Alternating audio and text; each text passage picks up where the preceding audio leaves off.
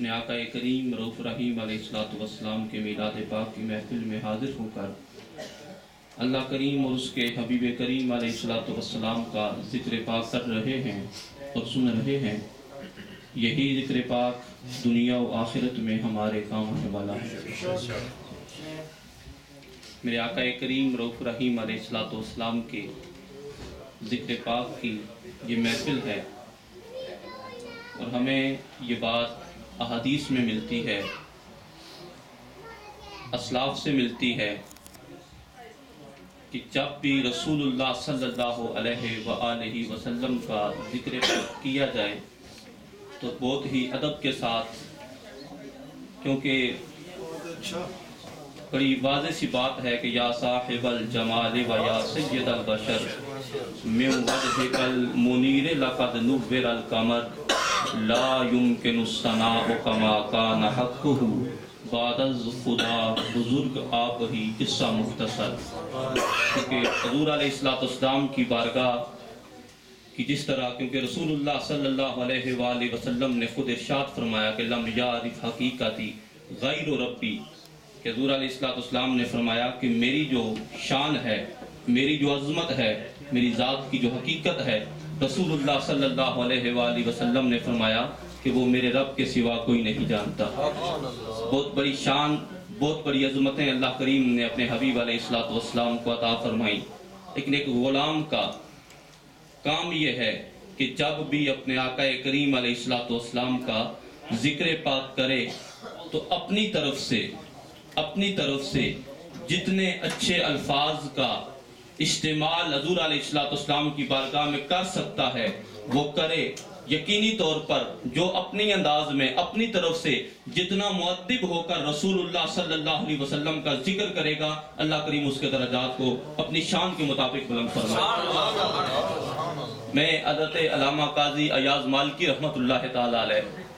ان کی ایک بات، کیونکہ ایک پیغام کے طور پر ہی، پیغام کی حد تک کی اپنی بات کو رکھ کر میں اپنی بات کو ختم کر دوں گا۔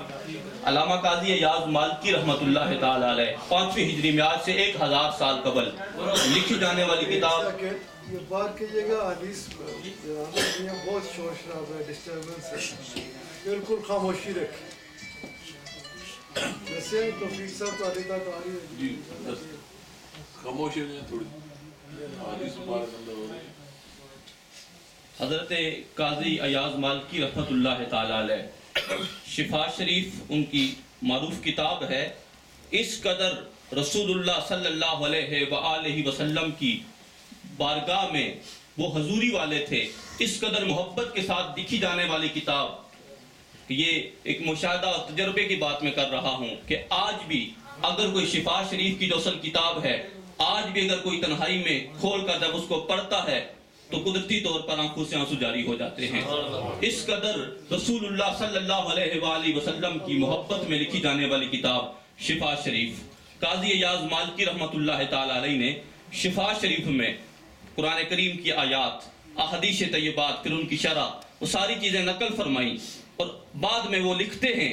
انہوں نے لکھا قاضی ایاز مالکی رحمۃ اللہ تعالی علیہ نے، اور انہوں نے سند کے ساتھ کی بات نقل فرمائی، ذکر فرمائی شفا شریف میں۔ وہ فرماتے ہیں کہ کانا اصحاب النبی صلی اللہ علیہ وآلہ وسلم،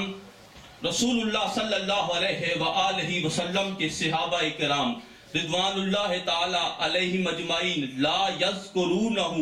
الا اقشعرت جلودہم وبکوا۔ وہ فرماتے ہیں کہ جب بھی صحابہ کرام رضوان اللہ تعالی علیہ مجمعین، جن کی عظمتیں اتنی ہیں، جن کی شانیں اتنی ہیں کہ ان کی عظمتوں کو اللہ کریم نے قرآن کریم میں بیان فرمایا ہے، صحابہ کرام رضوان اللہ تعالی علیہ مجمعین نے سکھایا کہ رسول اللہ صلی اللہ علیہ وآلہ وسلم کا ذکر پاک کس انداز میں اور کس قدر باادب ہو کے کرنا ہے۔ وہ فرماتے ہیں کہ جب صحابہ کرام رسول اللہ صلی اللہ علیہ وسلم کا ذکر پاک کرتے تو اقشعرت جلودہم، ان کے بدن کانپا کرتے تھے، بدن پہ کب کبھی تاری ہوتی کہ ہم ان کی بارگاہ میں زبان کھول رہے ہیں کہ جن کی عظمتوں کو اللہ کریم قرآن کریم بیان فرما، جن کا ثنا خاں جن کا مدح خواہ خود اللہ کریم ہے، اس بارگاہ کی بات کرنا کوئی آسان کام نہیں ہے۔ صحابہ کرام رضوان اللہ تعالی علیہم اجمعین جب رسول اللہ صلی اللہ علیہ وآلہ وسلم کا ذکر کرتے تو اکشارت جلودہم وبکاؤ، ان کے بدن کانپا کرتے، آنکھوں سے آنسو جاری ہوا کرتے، اور پھر اپنے آقا کریم علیہ السلام کی بات کیا کرتے۔ یہ ادب ہے صحابہ کرام نے جو سکھایا ہے کہ رسول اللہ صلی اللہ علیہ وآلہ وسلم، اسی لیے تو انہوں نے کہا کہ بعد از خدا لا یمکن الثناء کما کان حقہ بعد از خدا بزرگ آپ ہی۔ قصہ مختصر کہ رسول اللہ صلی اللہ علیہ وسلم کی شان، حضور علیہ السلام کی حقیقت کو کوئی سمجھ نہیں سکتا، لیکن جتنا مؤدب ہو کر کوئی رسول اللہ صلی اللہ علیہ وسلم کی بارگاہ میں اپنی حاضری کو لگانے کی کوشش کرے گا، اللہ کریم اپنی شان کے مطابق اس بندے کے درجات کو بلند فرمائے گا۔ اور قرآن کریم میں یہ تو نصیحتی ہے کہ اللہ رب العزت نے یہ واضح طور پر ارشاد فرمایا کہ لا تجعلوا دعاء الرسول بینکم کا دعاء بعضکم بعضا، کہ کبھی بھی آپس میں رسول اللہ صلی اللہ علیہ وسلم کے پکارنے کو، رسول اللہ صلی اللہ علیہ وسلم کے ذکر پاک کو اس انداز میں نہ کرنا جس طرح آپس میں تم ایک دوسرے کا ذکر کرتے ہو۔ یہ تو نصیحتی ہے کہ اللہ کریم نے فرما دیا کہ کبھی بھی ایسی زبان، اس کا معنی یہ ہے کہ کبھی بھی ایسی زبان رسول اللہ صلی اللہ علیہ وآلہ وسلم کے بارے میں استعمال نہ کرنا جو کائنات میں کسی اور کے لیے استعمال ہو سکتی ہے، جو کائنات میں کسی اور کے لیے استعمال ہو سکتی ہے۔ رسول اللہ صلی اللہ علیہ وآلہ وسلم کی ذات وہ ذات ہے کہ جن کے ذکر کو خود اللہ کریم ہر لمحہ فرما رہا ہے۔ نصیحتی ہے کہ ان اللہ وملائکتہ یصلون علی النبی، یہ تو نصیحتی ہے، جملہ اسمیہ ہے جو اس بات پہ دلالت کر رہا ہے کہ ہر لمحہ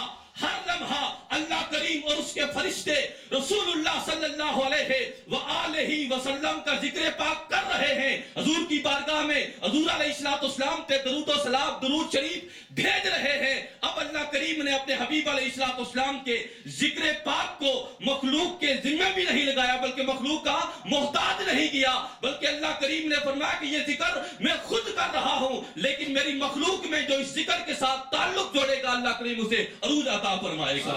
اللہ کریم اسے عروج عطا فرمائے گا۔ میں اسی پہ اپنی بات کو ختم کرتا ہوں کہ رسول اللہ صلی اللہ علیہ وآلہ وسلم کا ذکر پاک اللہ کریم نے فرمایا کہ جس طرح آپس میں میری